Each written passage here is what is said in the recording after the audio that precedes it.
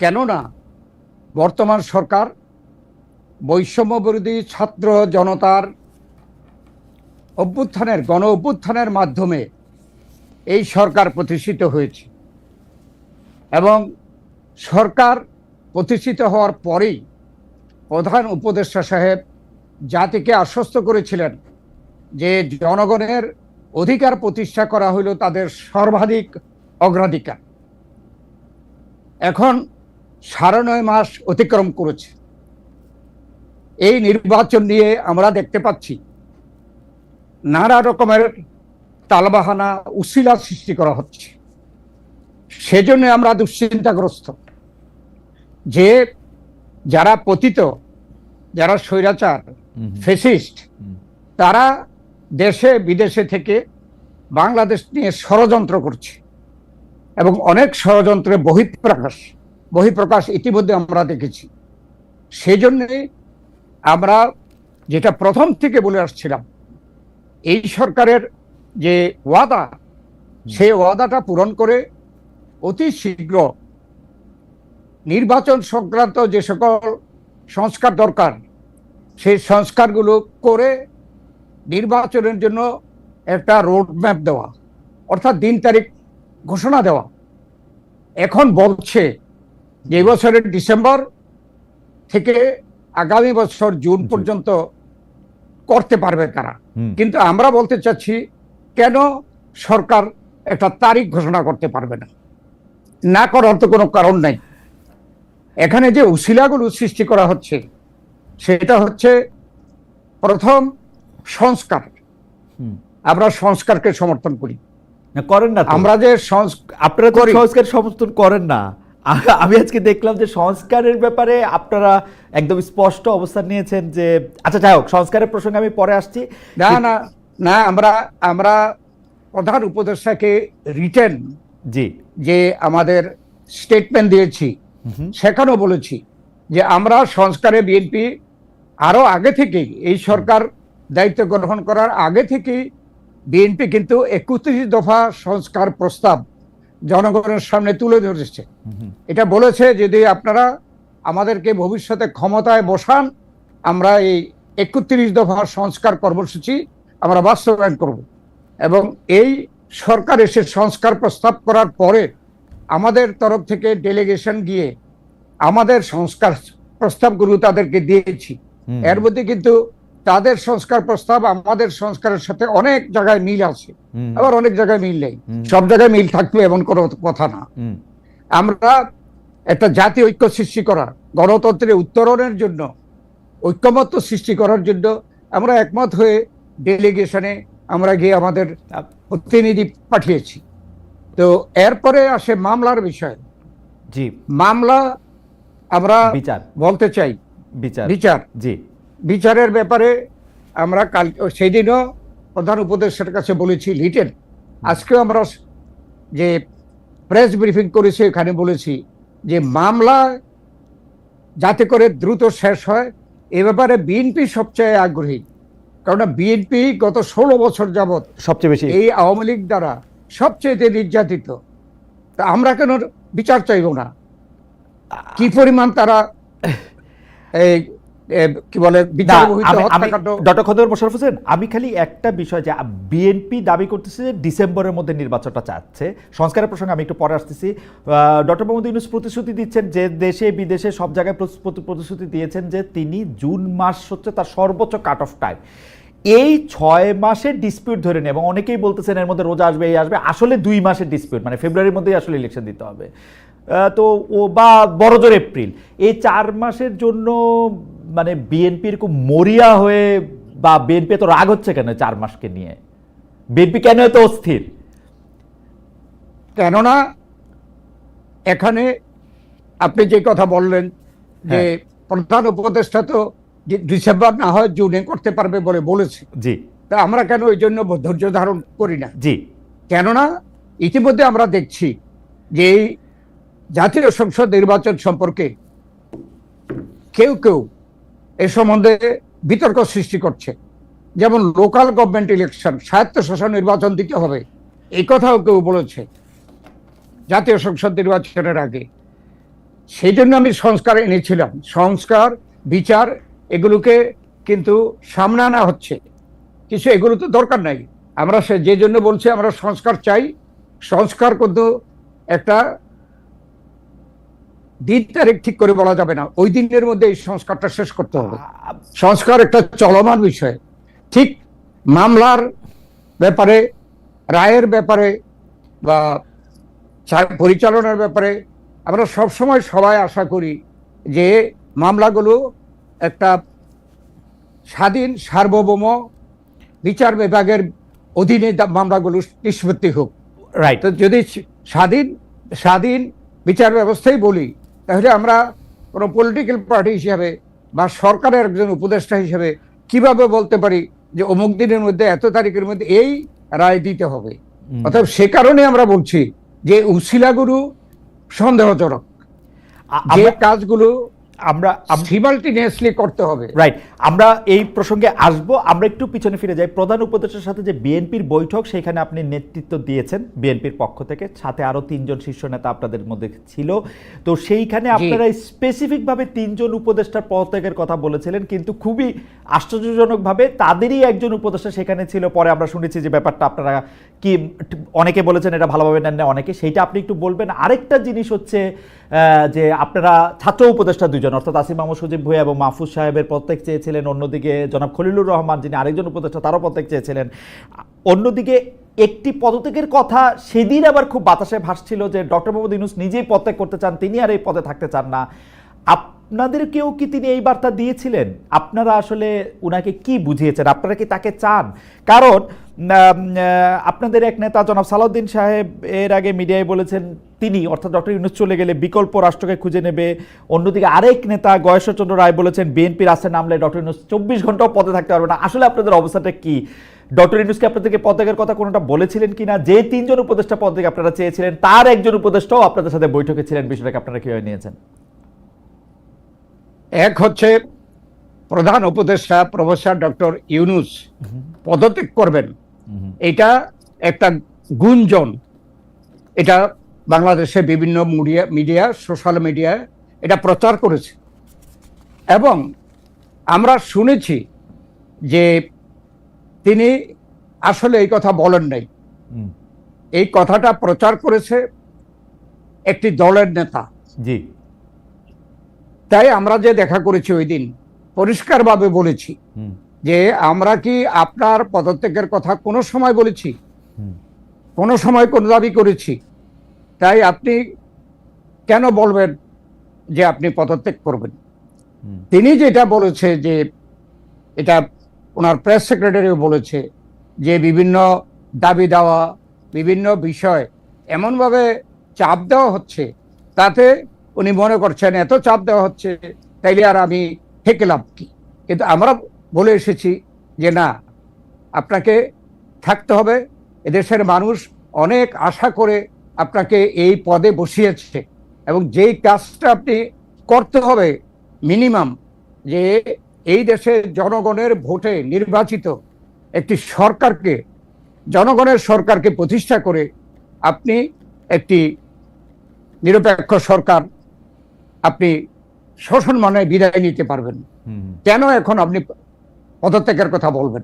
তো উনি সেটা আর আমাদের কাছে তেমন কিছু জোর দিয়ে বলেন। ডক্টর হোসেন, এখানে আমার একটা ছোট্ট প্রশ্ন ছিল, উনাকে কি দাবি দেওয়ার মুখে বিরক্ত মনে হইলো এনসিপির দাবি দেওয়ার মুখে, নাকি বিএনপির দাবি দেওয়ার মুখে? বিরক্ত কার উপরে উনি আসলে? না, বিএনপির দাবি দেওয়া তো কিছুই নাই।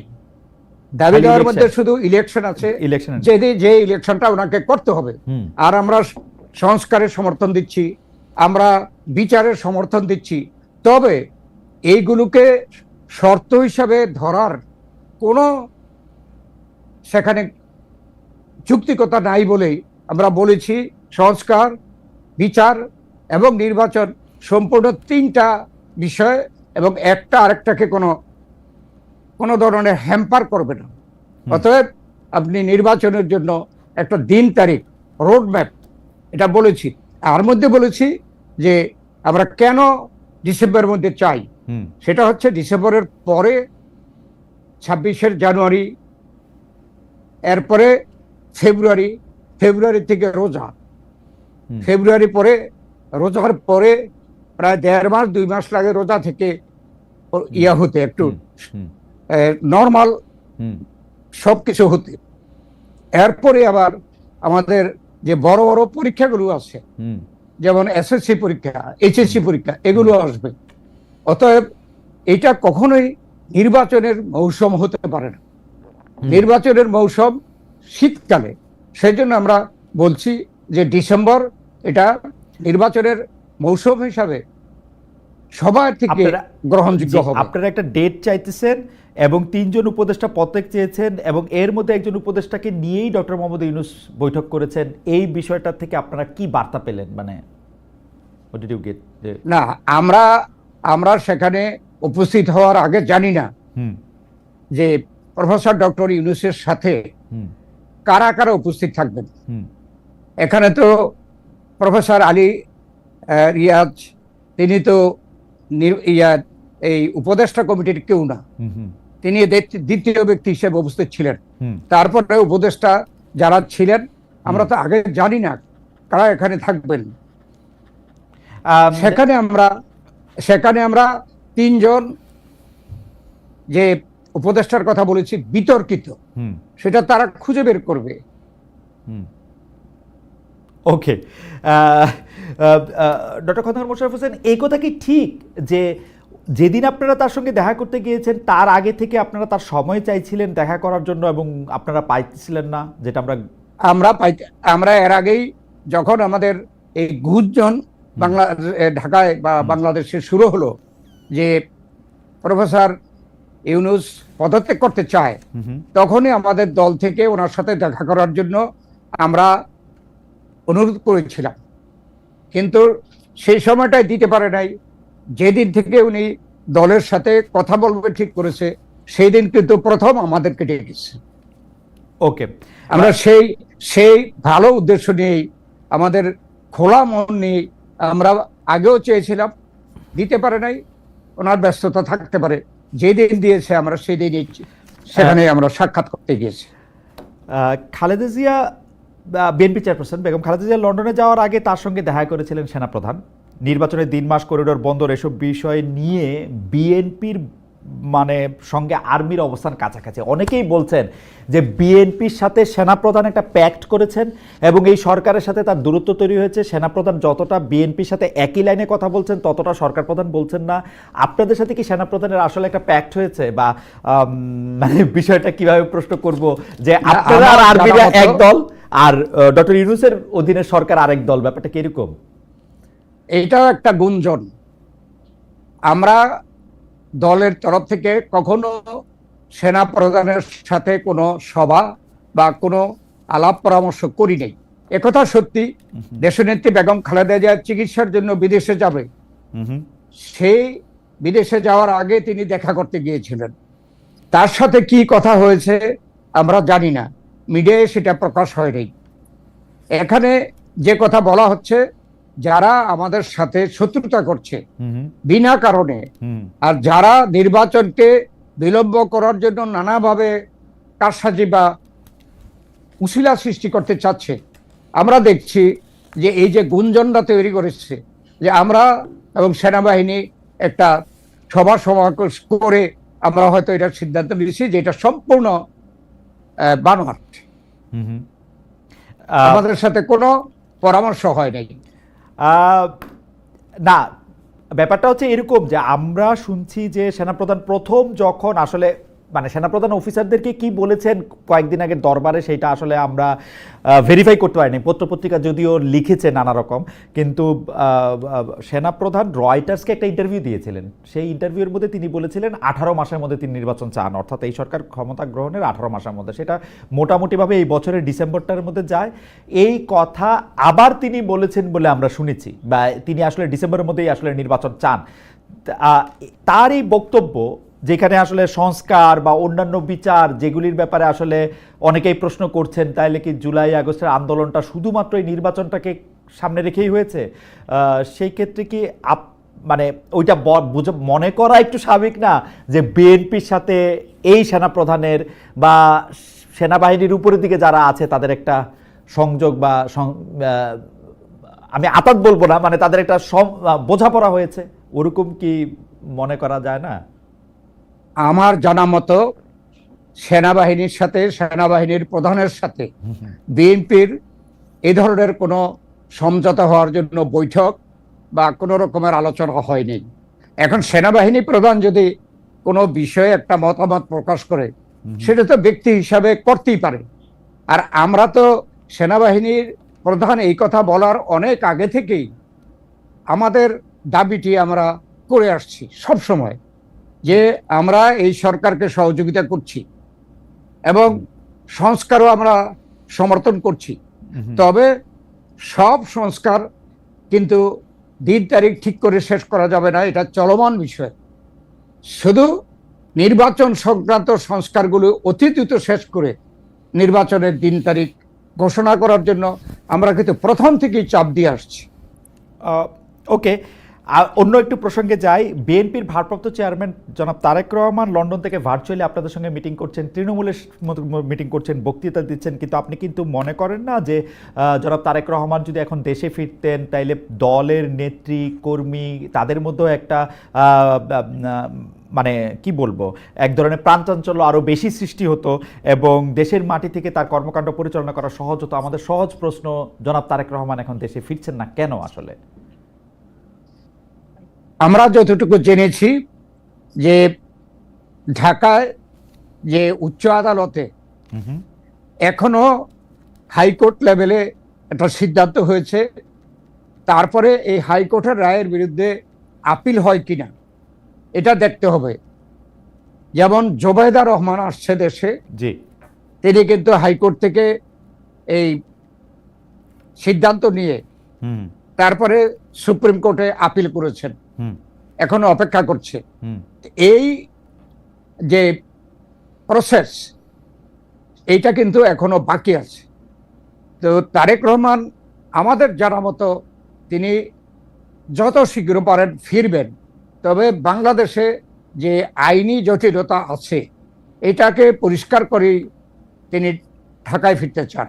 এবং আমাদের বিএনপি নেতা কর্মীরা, দেশের জনগণ প্রত্যাশা করে যে যত শীঘ্র তিনি ঢাকায় আসবেন এবং আমাদের নেতৃত্ব নেবেন, ততই দেশের জন্য, জনগণের জন্য, জাতির জন্য মঙ্গলজনক।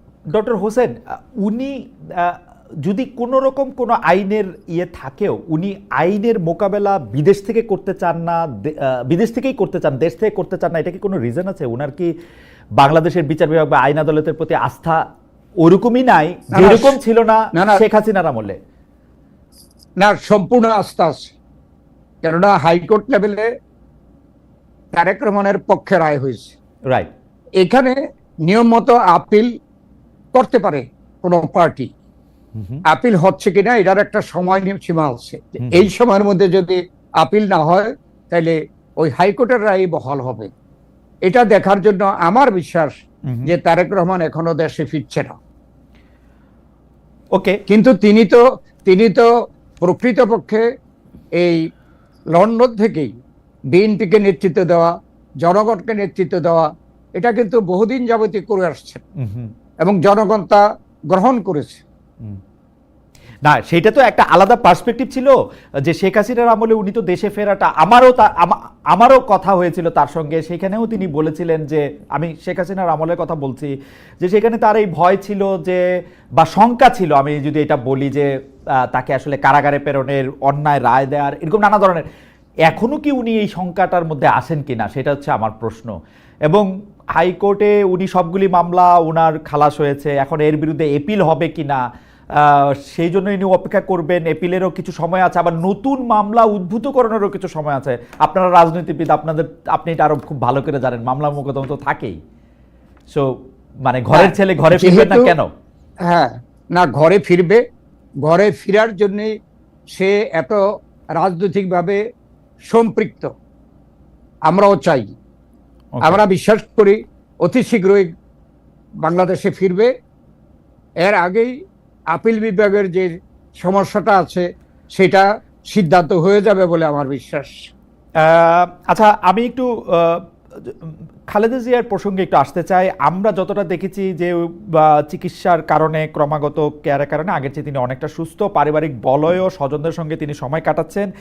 রাজনীতিতে তিনি এখনো সক্রিয় হন নাই। বেগম খালেদা জিয়া কি রাজনীতিতে সক্রিয় হবেন, নাকি রাজনীতিকে অপশন নেবেন, নাকি এখনকার মতোই এক ধরনের মানে নন প্লেইং ক্যাপ্টেন হিসেবে দলে থেকে যাবেন?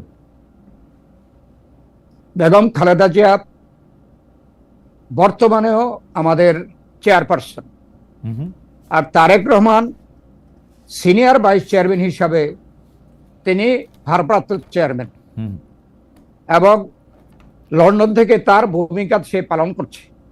বেগম খালেদা জিয়া হয়তো যেদিন থেকে প্রয়োজন মনে করবে যে তিনি বাংলাদেশে সরাসরিভাবে ওপেনলি রাজনীতি শুরু করবেন, আমরা দৃঢ় বিশ্বাস করি সেই দিন থেকে তিনি সিদ্ধান্ত নেবেন। আমরা এই সিদ্ধান্ত দিতে পারবো না,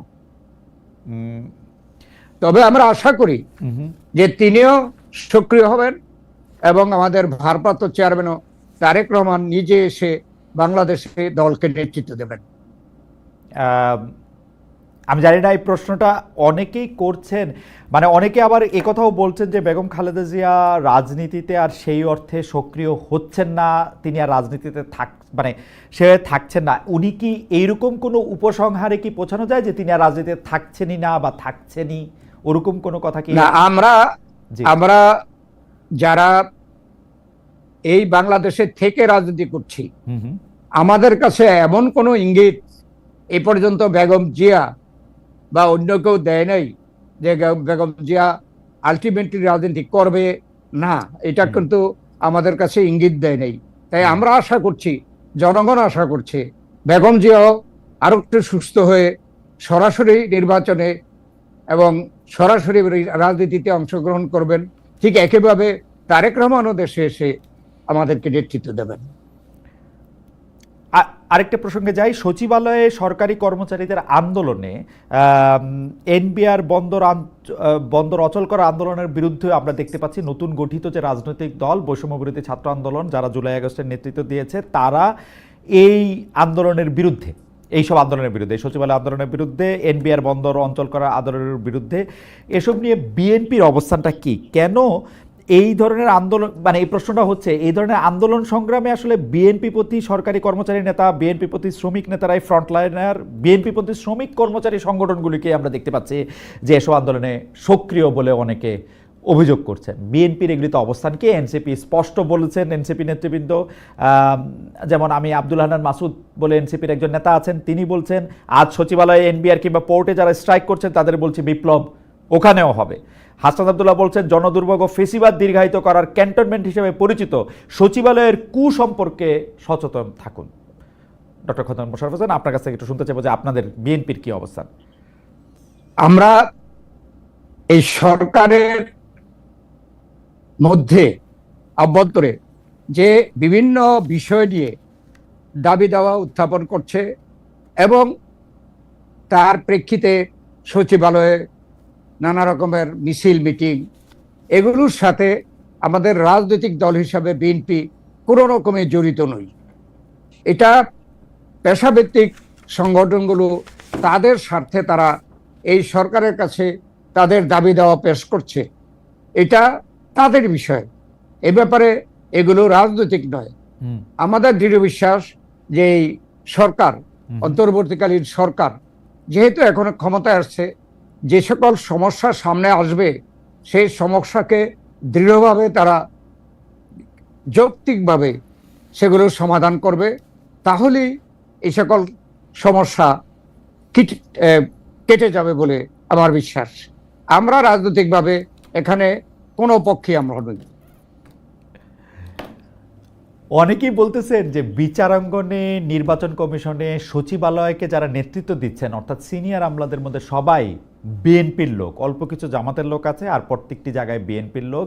বিচারাঙ্গনে যারা আসলে ট্রায়াল আদালতে যারা বিচার করতেছেন তারা বিএনপির পছন্দে আসতেছেন, অ্যাটর্নি জেনারেল সরাসরি বিএনপির রাজনীতিতে অংশ নিয়েছেন।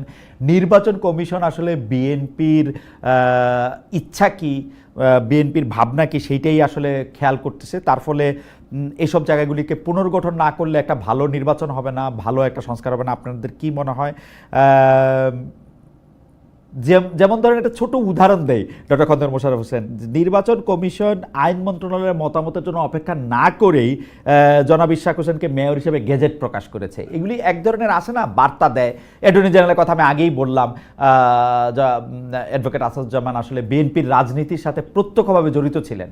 তো এইসব ক্ষেত্রে কি এটা মনে হওয়ার কারণ আছে যে বিএনপি আসলে সরকারে না থেকেও সরকারকে আসলে কন্ট্রোল করতেছে পুরোপুরি? এই ব্যাপারে যে অভিযোগ আনা হচ্ছে এটাও গুঞ্জন, এটা আসলে আমাদের বিরুদ্ধে অপপ্রচার। কেননা হাইকোর্টে সিনিয়রিটি অনুযায়ী সেখানে সুপ্রিম কোর্টে বিচারপতি হয়েছে। এখানে কার কি রাজনৈতিক পরিচয় এটা আমাদের জানার কথা নয়, এবং আমরা এই যে বিচারক নিয়োগের ব্যাপারে বিএনপি বা দলীয়ভাবে কোনো রকমের ভূমিকা আমরা রাখি নেই। এটা আমাদের বিরুদ্ধে একটা বানোয়াট একটা কথা বলা হচ্ছে। ঠিক একইভাবে যে সচিবালয়ে যারা প্রশাসনিক কর্মকর্তা তারা কেউ বিগত 16 বছর ওই যে যারা ফেসিস্ট এবং একাত্মবাদে বিশ্বাস করত তাদের একদম যারা ক্ষয়ের ছিল, এক্সপোজ ছিল, তাদেরকে বাদ দিয়ে হয়তো অন্যদেরকে যারা ডিপ্রাইভ ছিল তাদেরকে বিভিন্ন কর্মকর্তার পদে নিয়োগ দিতেছে। এবং ডিপ্রাইভ হইলেই যে তারা বিএনপির ছিল এটার কি প্রমাণ আছে? যে অভিযোগগুলো আনা হচ্ছে এগুলো আমি মনে করি ভিত্তিহীন। যদি অভিযোগ থাকে প্রমাণাদি সহ এগুলো পেশ করা উচিত। আর আপনি যে ঢাকা দক্ষিণের সিটি কর্পোরেশনের মেয়র সম্পর্কে যেটা বললেন, এখানে সিটি কর্পোরেশনের মেয়র ইঞ্জিনিয়ার ইশরাক নির্বাচনের পরপর দেশের আইন অনুযায়ী মামলা করেছিল, এবং ওই মামলাটা ডিল করেন নির্বাচন সংক্রান্ত একটি ট্রাইব্যুনাল। সেই ট্রাইব্যুনালে ব্যারিস্টার তাপস ওখানে এটাকে শেষ করে দিতে পারত, না করে হাইকোর্ট থেকে ওই মামলাটাকে স্থগিত করেছে। এবং ইশরাক যখন এই মামলাটা গিয়ে উত্থাপন করেছে তখন এখানে যে অন্য পক্ষ উপস্থিত হওয়ার জন্য হাইকোর্টেও উপস্থিত হতে পারে না, যেহেতু ব্যারিস্টার তাপর পালিয়ে গেছে এবং সে পালানো অবস্থায় আইনজীবী নিয়োগ করতে পারে না। যখন হাইকোর্ট থেকে এটাকে খারিজ করে দিয়ে তাদের নির্দেশে ছিল যে নির্বাচন যে ট্রাইব্যুনাল, সেই ট্রাইব্যুনাল এ ব্যাপারে সিদ্ধান্ত নেবে। নির্বাচনী ট্রাইব্যুনাল সিদ্ধান্ত নিল ইঞ্জিনিয়ার ইশরাকের পক্ষে, যেহেতু সেখানেও ব্যারিস্টার তাপসের পক্ষে ব্যারিস্টার তাপসও ছিল না, কোনো আইনজীবীও রাখতে পারে নাই। তো এই রায়টা দেওয়ার পরে নির্বাচন কমিশনের কোনো এখতিয়ার নাই গেজেট করা ছাড়া। এটা কোনো নির্বাচন কমিশন গায়ের জোরে করেছে এটা আমরা মনে করি না, বরং সরকারের পক্ষ থেকে কোন আইনে নির্বাচন কমিশন এর আগে নির্বাচন ট্রাইব্যুনাল এই পক্ষে রায় দেওয়ার পরে কেন শপথ গ্রহণ করালো না, এটা হলো আমাদের পাল্টা প্রশ্ন। আমরা এটা বুঝতে পারছি না। এখানে সরকার থেকে একটা ব্যাখ্যা দেওয়া হইতেছে যে এটার আইনি জটিলতাগুলি এখনো নিষ্পন্ন হয় নাই, তারা ল মিনিস্ট্রি থেকে এটার ভেটিং করতে উনি বলছেন, ল মিনিস্ট্রির অনুমোদন চাইছেন, কারণ হাইকোর্টে আরেকটা মানে ঠিক মামলা না, একটা সাবজেক্ট ম্যাটার পেন্ডিং আছে এইটার বৈধতা ব্যাপারে, যেহেতু এইটা আসলে পুরোপুরি সুরাহা হয় নাই।